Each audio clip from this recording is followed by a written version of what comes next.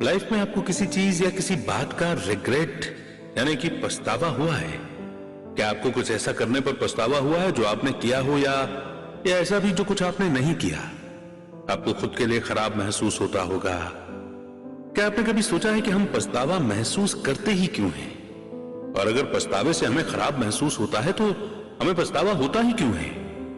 अगर ये सारे सवाल आपके हैं तो आज आपको इस समरी में ये सारे जवाब मिलने वाले हैं। तो आज की बुक समरी है द पावर ऑफ रिग्रेट, जिसे लिखा है डैनियल पिंक ने। Daniel Pink drive to sell is human when और अ होल न्यू माइंड के बेस्ट सेलिंग ऑथर हैं।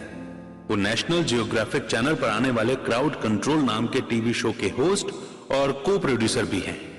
उनके आर्टिकल और एसेज द न्यूयॉर्क टाइम्स और हार्वर्ड बिजनेस रिव्यू जैसे बड़े पब्लिकेशंस में छपे हैं। आज की समरी से आप सीखेंगे कि पछतावा हमारे इंसान होने का एक हिस्सा है। ये हमें अपने व्यवहार को बदलने, सही फैसले लेने और हमारी जिंदगी का मतलब ढूंढने में मदद करता है। आप सीखेंगे कि आपको पछतावे से कैसे डील करना है। इस समरीज में कुछ कहानियां और रिसर्च स्टडीज हैं जो कि पछतावे की ताकत को साबित करेंगी। तो आइए फिर बिना देर किए शुरू करते हैं आज की book summary the power of regret bye Daniel pink. शुरुआत करते हैं इस पहले चैप्टर में दी हुई स्टोरी से, the nonsense of no regrets. एक दिन अक्टूबर 1960 में चार्ल्स ड्यूमोंट मशहूर फ्रेंच सिंगर एडिथ पियाफ के आलीशान अपार्टमेंट में पहुंचे। ड्यूमोंट नर्वस थे। वो एक ब्रीफकेस में अपना नया कंपोजिशन लेकर आए थे। पियाफ दुनिया के सबसे फेमस एंटरटेनर्स में से एक थी, लेकिन 44 साल की उम्र में ही उनका शरीर बहुत कमजोर हो गया था। एडिक्शन और अनहेल्दी लाइफस्टाइल ने उनके शरीर को खराब कर दिया था। कुछ महीनों पहले वो लिवर खराब होने के कारण कोमा में थी, लेकिन उनकी खराब तबीयत के बावजूद भी पियाफ के साथ काम करना बहुत मुश्किल था। वो काफी गुस्सैल थी। उनके हिसाब से ड्यूमोंट एक एवरेज कंपोजर थे। उस रात पियाफ ने ड्यूमोंट से मिलने के लिए मना कर दिया। वो लिविंग रूम में कई घंटे इंतजार करते रहे, लेकिन सोने जाने से पहले पियाफ ड्यूमोंट से मिलने आई और कहा कि वो सिर्फ एक गाना ही सुनेगी। ड्यूमोंट ने पियानो बजाना शुरू किया और गाने के लिरिक्स गुनगुनाने लगे, जो कुछ इस तरह से हैं, नॉन जिन रिग्रेटे रिन। फ्रेंच में इसका मतलब है नहीं, कुछ भी नहीं, नहीं मुझे कोई भी पछतावा नहीं। गाना सुनकर पियाफ जैसे उसमें खो सी गई। उन्होंने ड्यूमोंट को वो गाना फिर से गाने को कहा। ड्यूमोंट घंटों तक वो गाना बार बार बजाते रहे। पियाफ ने मशहूर कॉन्सर्ट वेन्यू एल ओलंपिया के डायरेक्टर को यह गाना सुनने के लिए बुलाया। कुछ हफ्ते बाद पियाफ फ्रेंच टेलीविजन पर दिखाई दी। दिसंबर में उन्होंने यह गाना एल ओलंपिया में परफॉर्म किया था। इस कॉन्सर्ट से उस वेन्यू यानी जगह को फाइनेंशियल तंगी से उबरने में मदद की। जेने रिग्रेटे रिन की 1 मिलियन कॉपी बिकी। इस गाने के बाद एडिथ पियाफ एक आइकॉन बन गई थी और इसके 3 साल बाद वो गुजर गई। बहुत से लोगों को लगता है कि पछतावा एक बेवकूफाना चीज है। आपको पछतावे को भूलकर आगे बढ़ना चाहिए। पछतावा हमें खराब महसूस कराता है। इसीलिए एडिथ पियाफ की तरह बहुत से फेमस आइकॉन ये दावा करते हैं कि उन्हें कोई पछतावा नहीं है। मुझे कोई पछतावा नहीं है। ये लाइन बॉब डिलान, जॉन ट्रेवोल्टा, टोनी रॉबिन्स और यहां तक कि एंजेलिना जोली ने भी कही है। दुनिया भर में कई लोगों ने अपने शरीर पर नो रिग्रेट्स का टैटू बनवाया है। नो रिग्रेट्स कई गानों और सेल्फ हेल्प बुक्स का टाइटल भी है। कोई पछतावा न होना सही लगता है, यकीन दिलाने वाला लगता है, लेकिन इसके साथ ही एक प्रॉब्लम है कि यह माइंडसेट ही गलत है। पछतावा इंसान होने का ही हिस्सा है। आपको इससे भागने या इसके लिए बुरा महसूस करने की जरूरत नहीं है। पछतावा आपको बेहतर फैसले लेने में, खुद को बेहतर बनाने में और जिंदगी को एक मतलब देने में मदद करता है। ये सालों से रिसर्चर्स द्वारा की गई कई स्टडीज से साबित किया गया है। हम इन स्टडीज के बारे में आगे और भी बात करेंगे।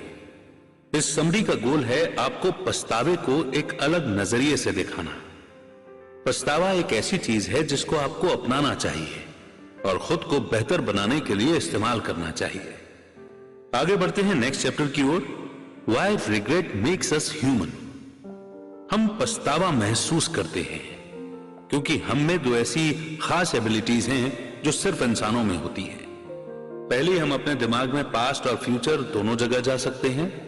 दूसरी एबिलिटी यह है कि हम ऐसी घटनाओं की भी कहानियां बना सकते हैं जो कभी हुई ही नहीं है। जैसे वर्जीनिया की एक 52 साल की औरत के पछतावे को ही ले लीजिए। उन्होंने कहा कि काश मुझे जिस फील्ड में ग्रेजुएशन करने की इच्छा थी, उस इच्छा को मैंने पूरा किया होता। इसके बजाय मैंने वो मान लिया जो मेरे पिता चाहते थे और प्रोग्राम से बाहर हो गई। मेरी जिंदगी कुछ और ही होती, मैं खुश और ज्यादा संतुष्ट होती और मुझे कुछ बड़ा अचीव करने का एहसास होता। उस औरत ने हमें पास्ट में जाने की यूनिक एबिलिटी को बहुत अच्छे से दिखाया। उन्होंने एक ऐसा अल्टरनेटिव बनाया जहां उसने अपने पिता की इच्छा फॉलो करने के बजाय अपनी इच्छा पूरी की।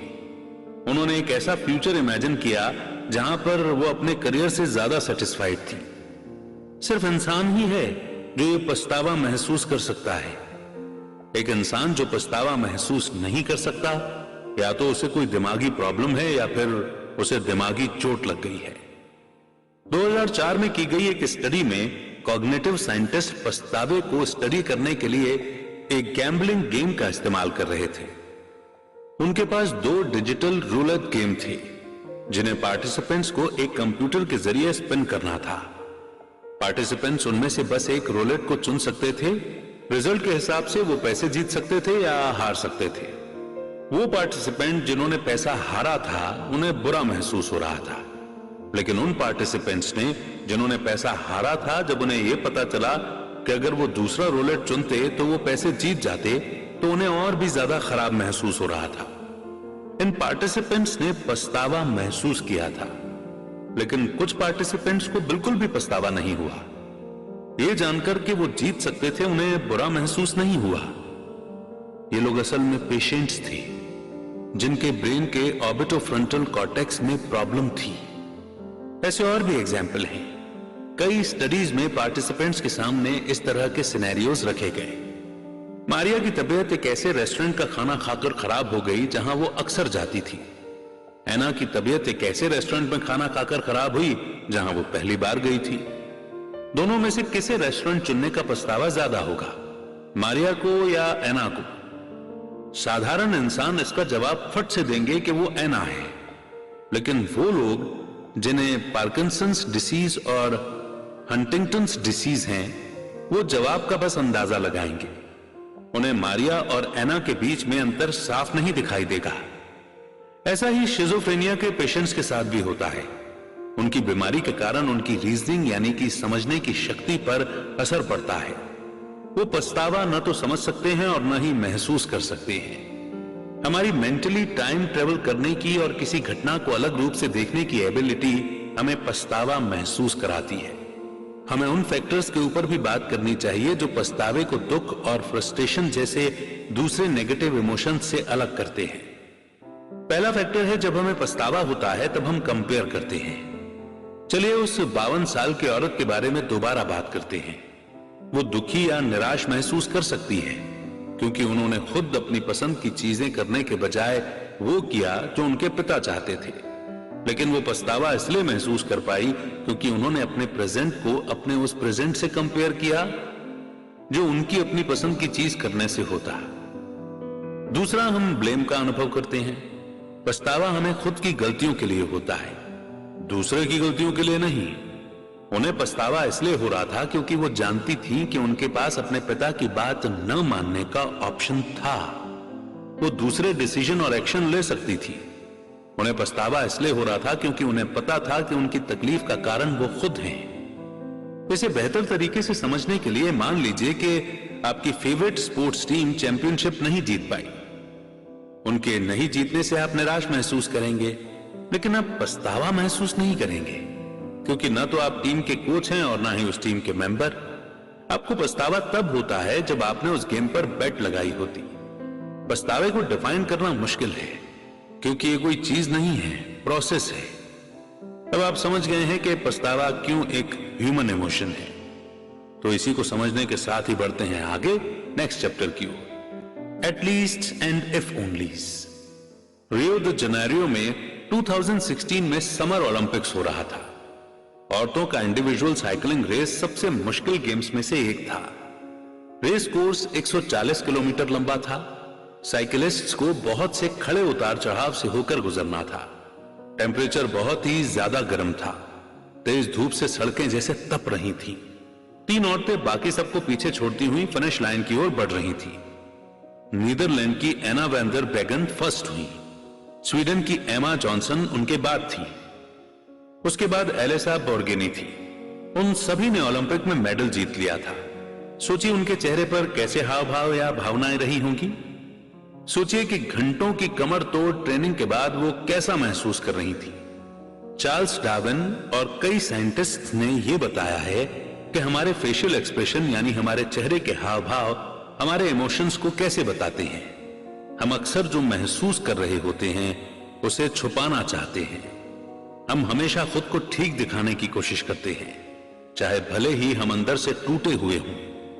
हम निराशा में भी खुद को खुश दिखाने की कोशिश करते हैं। उन 3 ओलंपिक विनर्स का चेहरा उनके इमोशंस को दिखा रहा था। एक बार उनके चेहरे को फिर से इमेजिन कीजिए। उनमें कौन खुश, कौन ज्यादा खुश और कौन सबसे ज्यादा खुश दिख रही है। हो सकता है कि आपको लग रहा हो कि तीसरे नंबर पर आने वाली खुश, दूसरे नंबर पर आने वाली और खुश और फर्स्ट पर आने वाली सबसे ज्यादा खुश होंगी, लेकिन ऐसा नहीं था। अवार्ड सेरेमनी के बाद ली गई फोटो में एलिसा, जिन्होंने ब्रोंज मेडल जीता था, वो सिल्वर मेडल जीतने वाली एमा से ज्यादा खुश थी। एलिसा की आंख के किनारे रिंकल्स यानी कि लकीरें पड़ रही थी। उनकी बड़ी मुस्कुराहट से उनके दांत दिख रहे थे, जबकि एमा की भौहें तनी हुई थी। वो होंठ बंद किए हुए बस थोड़ा सा मुस्कुरा रही थी। आइए काउंटर फैक्चुअल थिंकिंग नाम के कॉन्सेप्ट के बारे में बात करते हैं। ये हमारी एबिलिटी है जिसमें हम ऐसी घटनाओं को इमेजिन कर सकते हैं जो असल में हुए फैक्ट से अलग होता है। काउंटर फैक्चुअल्स के 2 प्रकार हैं। पहला ये सोचना कि जो हुआ है उससे कुछ ज्यादा बदतर भी हो सकता था। इसमें एटलीस्ट यानी कम से कम स्टेटमेंट शामिल होता है, जैसे फाइनल एग्जाम में मेरे नंबर खराब आए लेकिन एटलीस्ट मैं पास हो गया। दूसरा काउंटर फैक्चुअल है ऐसी चीजों के बारे में सोचना जो बेहतर हो सकती थी।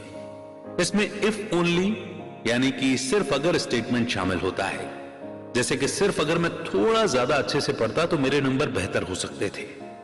ईयर 2020 में यूनिवर्सिटी ऑफ मिनेसोटा के रिसर्चर्स ने 60 देशों से 140 स्पोर्ट्स के 400 एथलीट्स के फोटोज इकट्ठा किए। उन्होंने उनके फेशियल एक्सप्रेशंस को एनालाइज करने के लिए एक कंप्यूटर प्रोग्राम का इस्तेमाल किया। उसका रिजल्ट ये निकला कि गोल्ड मेडलिस्ट सबसे ज्यादा मुस्कुरा रहे थे, लेकिन ब्रॉन्ज मेडलिस्ट सिल्वर मेडलिस्ट से ज्यादा मुस्कुरा रहे थे। 2016 के रियो रोड रेस के बाद एलिसा ने, जो कि ब्रॉन्ज मेडलिस्ट थी, अपनी बाइक से उतरकर अपने फ्रेंड्स और फैमिली को गले लगा लिया, जबकि एमा, जो कि सिल्वर मेडलिस्ट थी, उन्होंने अपना चेहरा छुपा लिया और चुपचाप अपने पति के पास चली गई। अनाउंसर ने कहा कि अगर 100 मीटर और होते तो एमा जीत जाती। ये बस इफ ओनली यानी सिर्फ अगर कहने का एक तरीका था। एटलीस्ट यानी कम से कम कहना हमें अच्छा महसूस कराता है। ये हमें आराम और सांत्वना देता है। मुझे प्रमोशन नहीं मिला लेकिन एटलीस्ट मुझे जॉब से निकाला नहीं गया। वहीं दूसरी ओर इफ ओनली कहना हमें बुरा महसूस कराता है। ये हमारे लिए स्ट्रेस और फ्रस्ट्रेशन लाता है। इफ ओनली या सिर्फ अगर मैंने इंटरव्यू के लिए थोड़ी और मेहनत की होती तो मुझे जॉब मिल जाती। एक लॉजिकल सी बात लगती है कि लोग इफ ओनली से ज्यादा एटलीस्ट कहना चुनेंगे। आखिरकार हम सब खुशी चाहते हैं और दर्द से बचने की कोशिश करते हैं, लेकिन ऐसा नहीं है।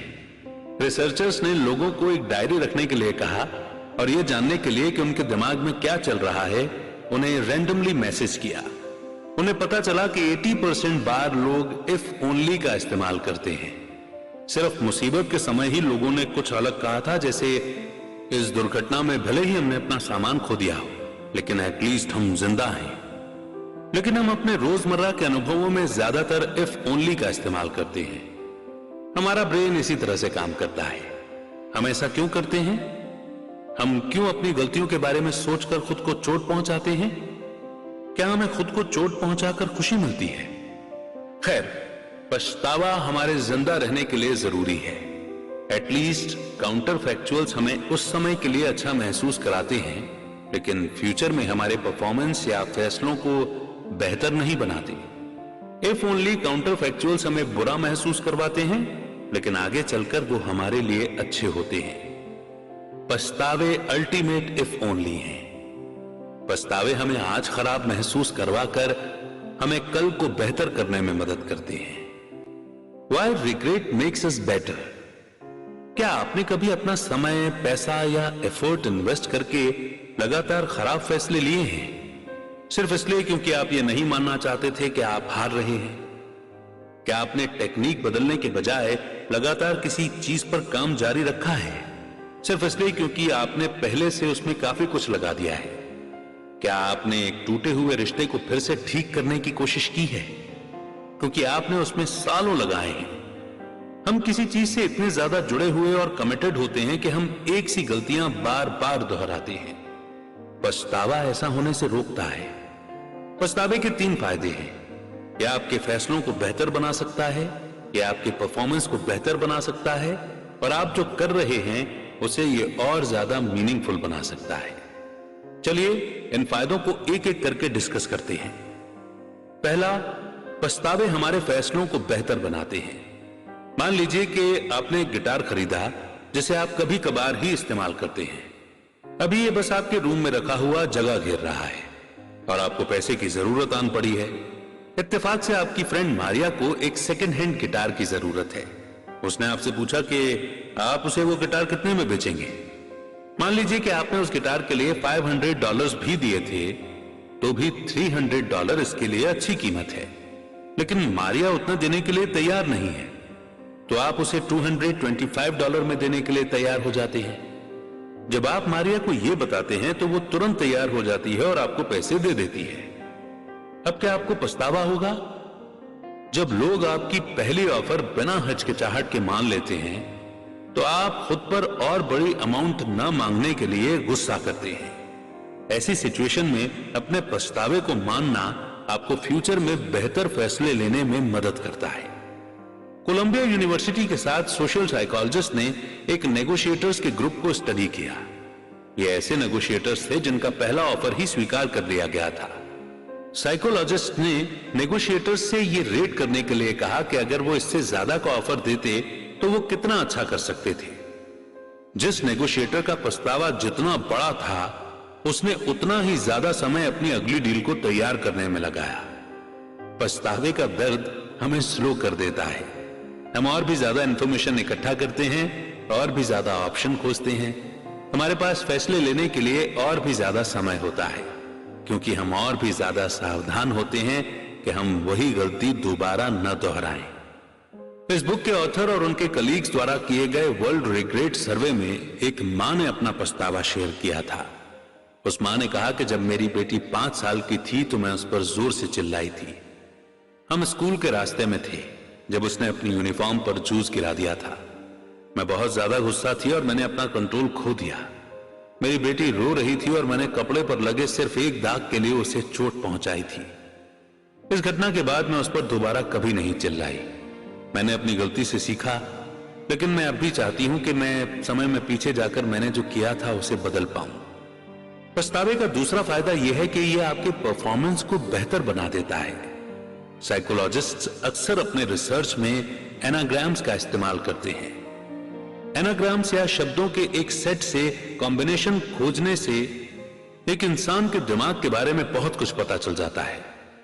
जैसे अगर आप इस क्लेयरवॉयंस स्मैश एग पूल्स सेंटेंस के लेटर्स को रीअरेंज करें तो आपको साइकोलॉजिस्ट लव एनाग्राम्स मिलेगा। सोशल साइकोलॉजिस्ट कीथ मार्कमैन ने पार्टिसिपेंट्स के ग्रुप को 10 एनाग्राम्स सॉल्व करने के लिए दिए।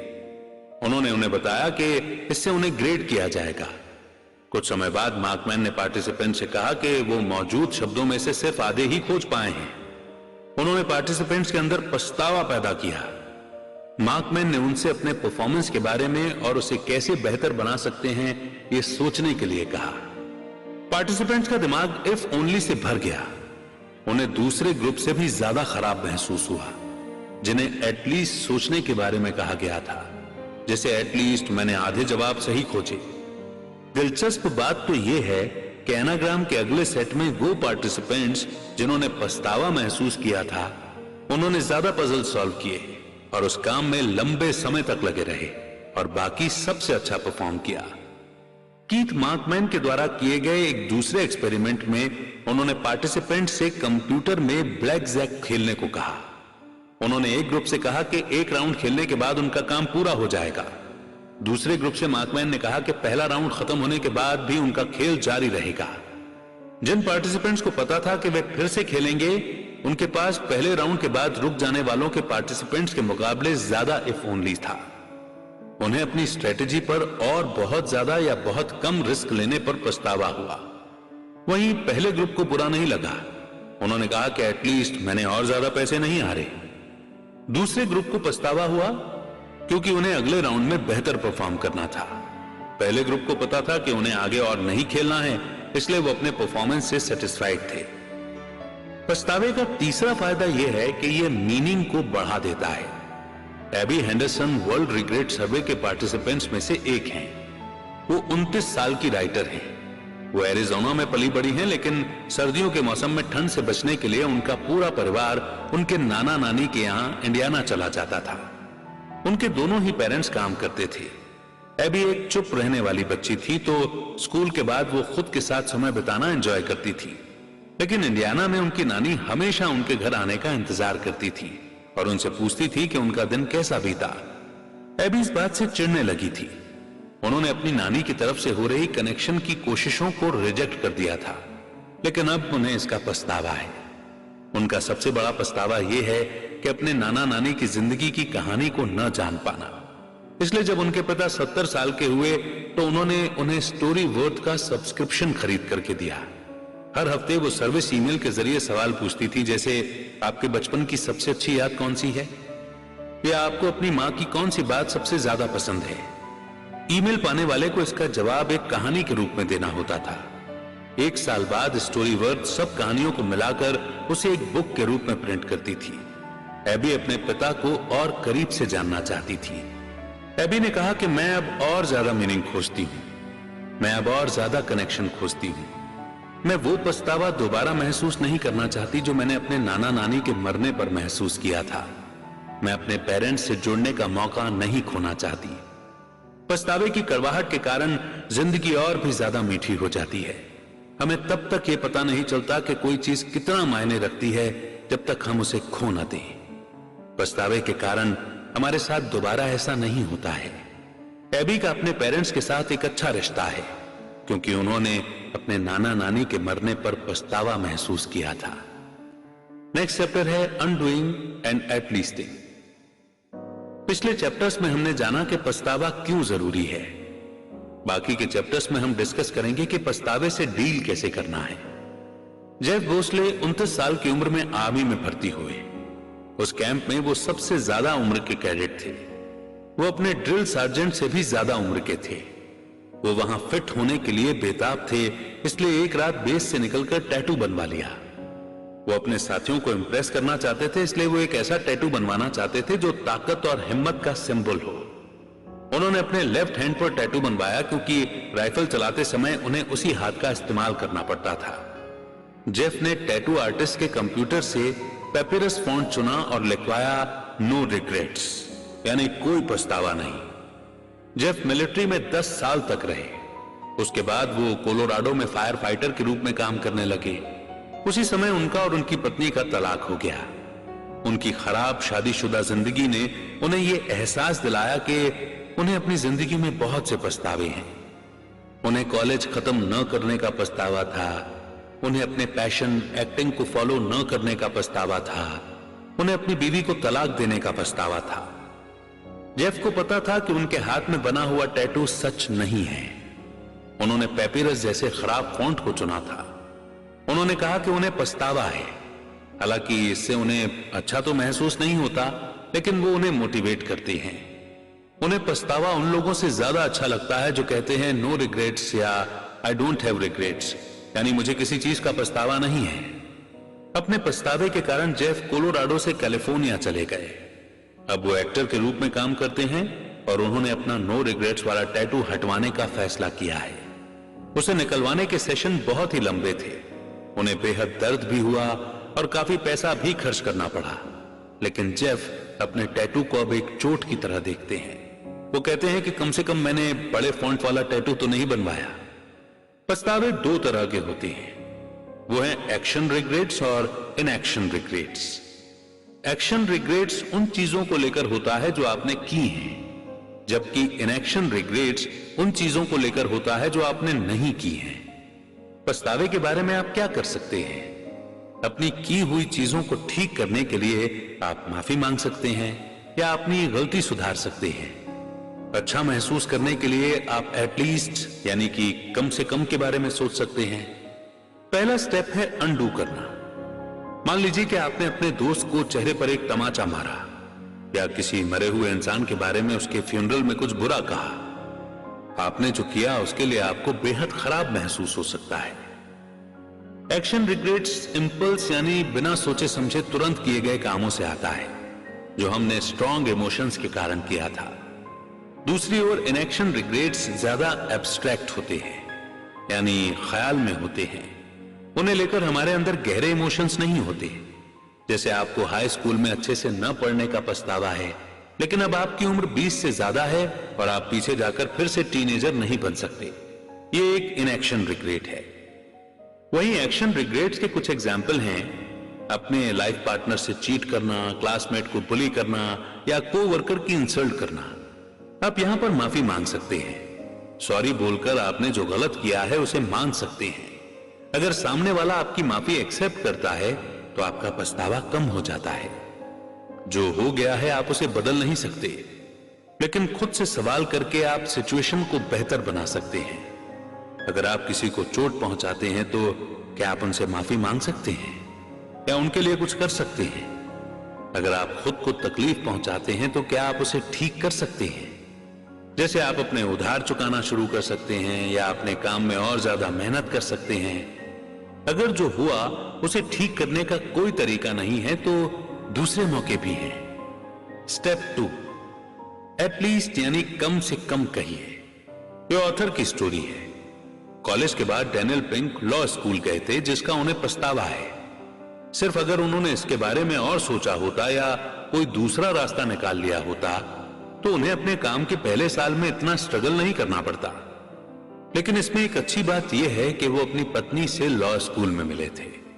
डैनियल बीते हुए समय में वापस नहीं जा सकते, लेकिन अपनी सोच को सिर्फ अगर यानी कि if only say come at least में ला सकते हैं। उन्होंने कहा कि भले ही लॉ स्कूल जाना उनकी गलती थी, लेकिन कम से कम वो वहां अपनी पत्नी से मिले। एटलीस्ट फ्यूचर में हमारा बिहेवियर या परफॉर्मेंस बेहतर नहीं करते, लेकिन यह हमें प्रेजेंट में अच्छा महसूस कराने में मदद करती है। जैसे वर्ल्ड रिग्रेट सर्वे में बहुत सी औरतों ने जवाब दिया कि उन्हें सबसे ज्यादा पछतावा उनके एक्स हस्बैंड से शादी करने का है। लेकिन इन औरतों के पास ऐसी भी चीजें हैं जो वो एटलीस्ट के रूप में इस्तेमाल कर सकती हैं। उन्होंने कहा कि उन्हें उस इंसान से शादी करने का पछतावा है, लेकिन कम से कम उनके पास बच्चे हैं। एटलीस्ट दर्द की दवाई की तरह है। हम उन्हें बहुत ज्यादा गुस्सा या डिप्रेशन या नुकसान पहुंचाने वाले इमोशन से बचने के लिए इस्तेमाल कर सकते हैं। अच्छे पहलू की ओर देखिए, अपने पछतावे के बारे में सोचिए और आगे आने वाले सेंटेंस को एटलीस्ट से पूरा कीजिए। नेक्स्ट चैप्टर है एंटिसिपेटिंग रिग्रेट। 1888 यानी कि 1888 के एक दिन अल्फ्रेड नोबेल उठे और उन्होंने न्यूज़पेपर पढ़ा। उन्हें खुद को शोक समाचार वाले कॉलम में देखकर आश्चर्य हुआ। वो पूरे तरीके से जिंदा और ठीक थे, फिर भी न्यूज़पेपर का कहना था कि वो गुजर चुके हैं। असल में मरने वाले अल्फ्रेड नोबेल के भाई लुडविग थे, लेकिन एक जर्नलिस्ट से ये गलती हो गई थी। उससे बड़ा झटका उनके लिए उस ऑबिचुरी की हेडलाइन थी जिसमें लिखा था the merchant of death is dead, जिसका मतलब होता है कि मौत का सौदागर मर गया। अल्फ्रेड नोबेल एक सक्सेसफुल केमिस्ट और इन्वेंटर थे। उन्होंने डेटोनेटर और ब्लास्टिंग कैप का इन्वेंशन किया था, और सबसे खास डायनामाइट का, जिसे उन्होंने 1860 में पेटेंट करवाया था। नोबेल की दुनिया भर में डायनामाइट की फैक्ट्री थी और वो मल्टी मिलियनेयर बन गए थे। लेकिन फिर भी ऑबिचुरी में उनके जीनियस होने या एक बहुत अच्छे एंटरप्रेन्योर होने को सम्मान नहीं किया गया था। उन्हें एक ऐसे लालची इंसान के रूप में बताया गया था जो लोगों को एक दूसरे को मारने का हथियार बेचकर अमीर बना था। 8 साल बाद जब अल्फ्रेड नोबल गुजरे, तब उनकी विल ने सबको चौंका दिया। अपनी संपत्ति अपने परिवार वालों को देने के बजाय उन्होंने उसे एक ऐसे प्राइस के लिए दान दे दिया था जो उन लोगों को दिया जाएगा जो ऐसा कुछ करेंगे जिससे इंसानियत को बहुत फायदा पहुंचेगा। इसे आज नोबेल प्राइज के नाम से जाना जाता है। उन्हें नोबेल प्राइज का आइडिया उस ऑबिचुरी से आया था। अल्फ्रेड नोबेल नहीं चाहते थे कि उन्हें इस तरह से याद रखा जाए। उन्होंने अपने पछतावे का अंदाजा लगाया और अपने व्यवहार को बदला। हम पास्ट के पछतावे को देख सकते हैं और सोच सकते हैं कि हमने क्या किया या क्या नहीं किया, लेकिन हम अपने फ्यूचर को इमेजिन भी कर सकते हैं और अंदाजा लगा सकते हैं कि हमें क्या पछतावा होगा। फिर हम इसके बारे में कुछ कर सकते हैं। जेफ बेजोस अमेज़न के फाउंडर और चेयरमैन हैं। उन्होंने रिग्रेट मिनिमाइजेशन फ्रेमवर्क नामक कॉन्सेप्ट बनाया। 1990 में बेजोस एक फाइनेंशियल फर्म में काम कर रहे थे। वो बहुत अच्छा कर रहे थे और बहुत कमा भी रहे थे, लेकिन इंटरनेट तेजी से बढ़ रहा था और उन्होंने ऑनलाइन बुक्स बेचने का बड़ा मौका देखा। बेजोस ने अपना प्लान अपने बॉस को बताया। उनके बॉस ने उन्हें उनका आखिरी फैसला लेने के लिए 2 दिन का समय दिया। क्या बेजोस को अपनी हाई पेइंग जॉब छोड़कर एंटरप्रेन्योर बनना चाहिए? इस तरह से उन्होंने रिग्रेट मिनिमाइजेशन फ्रेमवर्क के बारे में सोचा। जब वो 80 साल के होंगे और पीछे मुड़कर देखेंगे तो बेजोस अपनी जिंदगी के इस पल के लिए पछताना नहीं चाहते थे। वो अपने पछतावे को कम से कम करना चाहते थे। बेजोस को पता था कि इंटरनेट में कुछ ना बना पाने का पछतावा उन्हें बाद में होगा। उन्हें कोशिश न करने का पछतावा होगा जो हर दिन उनका पीछा करेगा। पछतावे का अंदाजा लगाने से उनके लिए फैसला लेना आसान हो गया। बेजोस ने अपना जॉब छोड़ा और अमेज़न की शुरुआत की। डेनियल ने बेजोस के रिग्रेट मिनिमाइजेशन फ्रेमवर्क में थोड़ा बदलाव करके रिग्रेट ऑप्टिमाइजेशन फ्रेमवर्क बनाया। ये हमें हमारे पछतावे का अंदाजा लगाकर सही फैसला लेने में मदद करता है। पछतावे खास 4 तरह के होते हैं। उन्हें उनके पीछे के कारणों के हिसाब से कैटेगराइज किया गया है। फाउंडेशन रिग्रेट्स या पछतावे जिंदगी के बड़े पहलुओं से जुड़े होते हैं, जैसे हेल्थ, एजुकेशन या फाइनेंस। हमें जिंदगी में स्टेबिलिटी के एहसास की जरूरत होती है, इसलिए हमें एक हेल्दी शरीर, माइंड और फाइनेंशियल सिक्योरिटी की जरूरत होती है। अगर हमारे पास ये फाउंडेशन नहीं होंगे तो हमारे लिए दूसरे गोल्स को हासिल करना मुश्किल होगा। ऐसे फेलियर जिनका कारण हेल्थ, एजुकेशन या फाइनेंस होता है, उससे हमें फाउंडेशन रिग्रेट्स होते हैं। हमारी जिंदगी में स्टेबिलिटी जरूर है, लेकिन कई बार हमें बोल्ड होने और रिस्क लेने की भी जरूरत होती है। बोल्डनेस रिग्रेट्स उन मौकों को लेकर होता है जिसका हम फायदा नहीं उठा पाए, जैसे नया बिजनेस शुरू नहीं करना, अपने पैशन को फॉलो नहीं करना या अपने सच्चे प्यार को पाने की कोशिश नहीं करना। मॉरल रिग्रेट्स गलत काम करने से होते हैं। साधारण तौर पर हम एक अच्छे इंसान बनना चाहते हैं, लेकिन जब हम कुछ गलत करते हैं तो हमें पछतावा होता है। मॉरल रिग्रेट्स के एग्जाम्पल हैं टेस्ट में चीटिंग करना, किसी के साथ रिश्ते में होते हुए उसे चीट करना या अपने बिजनेस पार्टनर से झूठ बोलना। कनेक्शन रिग्रेट्स हमारे पेरेंट्स, लाइफ पार्टनर, बच्चे, भाई बहन, दोस्त, क्लासमेट्स या कलीग्स के साथ हमारे रिश्ते के कारण होता है। जब हम उन रिश्तों को डैमेज करते हैं या ऐसे रिश्ते बनाने में फेल होते हैं, तब हमें पछतावा होता है। रिग्रेट ऑप्टिमाइजेशन फ्रेमवर्क इस तरह से काम करता है। बड़े या मेन पछतावे का अंदाजा लगाने के लिए आपको समय देना चाहिए, लेकिन उन पछतावे का अंदाजा लगाना बेकार है जो फाउंडेशन, बोल्डनेस, मॉरल या कनेक्शन रिग्रेट्स में नहीं आते हैं। ऐसा करना बस आपकी चिंता और स्ट्रेस को बढ़ाएगा। जैसे आप कोई फर्नीचर या मशीन खरीद रहे हैं, ये किसी भी खास पछतावे में नहीं आता है। इस फैसले से आपको लंबे समय में परेशानी नहीं होगी। अपना फैसला लीजिए और आगे बढ़िए, आप ठीक रहेंगे। लेकिन अगर आप किसी ऐसे पछतावे से डील कर रहे हैं जो उन खास पछतावे में से एक है, तो खुद को आज से 5 साल, 10 साल या 50 साल आगे इमेजिन कीजिए। क्या आप रिस्क लेंगे? क्या आप वो करेंगे जो सही है? वो कौन सी चॉइसेस हैं जो आपके हेल्थ, एजुकेशन और फाइनेंस को बेहतर बनाती हैं? इन सब पछतावे का अंदाजा लगाइए और ऐसा ऑप्शन चुनिए जो इन सभी को जितना हो सके उतना कम करता है। आप रोज हजारों फैसले लेते हैं, उनमें से कुछ जरूरी होते हैं और कुछ नहीं। जब आप उनका अंतर समझते हैं तो आपको फैसला लेना आसान हो जाता है। और अब कंक्लूजन। सबसे पहले आपने सीखा कि पछतावे हमें इंसान बनाते हैं। सिर्फ इंसान ही अपने माइंड में पास्ट या फ्यूचर में जा सकता है। सिर्फ इंसान ही ऐसी घटनाओं की कहानी बना सकता है जो कभी घटी ही नहीं है। पछतावा बाकी सभी नेगेटिव इमोशन से अलग है, क्योंकि इसमें हम सिचुएशन को कंपेयर करते हैं और सिर्फ खुद को दोष देते हैं। दूसरा, हमने सीखा कि क्यों पछतावा हमें बेहतर बनाता है। पछतावे के कारण हम खुद को, अपने फैसलों को और जिंदगी के लिए हमारे नजरिए को इंप्रूव करना सीखते हैं। तीसरा, आपने सीखा कि पछतावे के बारे में आप क्या कर सकते हैं। आप या तो माफी मांग सकते हैं या सिचुएशन को ठीक करने की कोशिश कर सकते हैं। और अगर ये दोनों चीजें नहीं हो सकती तो आप चीजों के अच्छे पहलू को देख सकते हैं। पछतावे से डील करने के कुछ टिप्स हैं, खासतौर पर उन चीजों के लिए जो आप करना चाहते थे। अपने पछतावे को दूसरे लोगों के साथ बांटिए। अपनी कहानी लोगों को बताइए। आप एक जर्नल भी लिख सकते हैं। इसके लिए खुद को सजा मत दीजिए। खुद के लिए दयालु बनिए। आपने जो सीखा है उस पर ध्यान दीजिए, एक ब्रेक लीजिए और खुद को हील होने दीजिए। हम सबको पछतावा होता है, ये जिंदगी का हिस्सा है। हमें उम्मीद है कि समरी ने आपको बेहतर महसूस कराया होगा। बीते हुए कल से निकलकर आगे बढ़ें और अपनी गलतियों से सीखें। आप अभी जो कर रहे हैं उस पर फोकस कीजिए ताकि आप फ्यूचर में होने वाले पछतावों को कम कर सकें।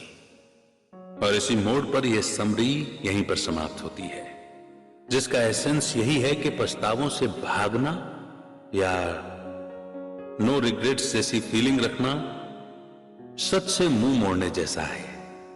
गलतियां हर एक से होती हैं। उन गलतियों को, उस पछतावे को एक्सेप्ट करके आप चीजों को करेक्ट करने के लिए पहली स्टेप लेते हैं। यही जिंदगी जीने का एक तरीका है जो आपको आज और आने वाले कल में और बेहतर बनाएगा। ये मेरी अंडरस्टैंडिंग है। आपकी अंडरस्टैंडिंग क्या रही, आपको कमेंट सेक्शन में लिखना है। इंतजार रहेगा आपके कमेंट्स का। बहुत जल्द एक नई बुक समरी के साथ फिर होगी आपसे मुलाकात।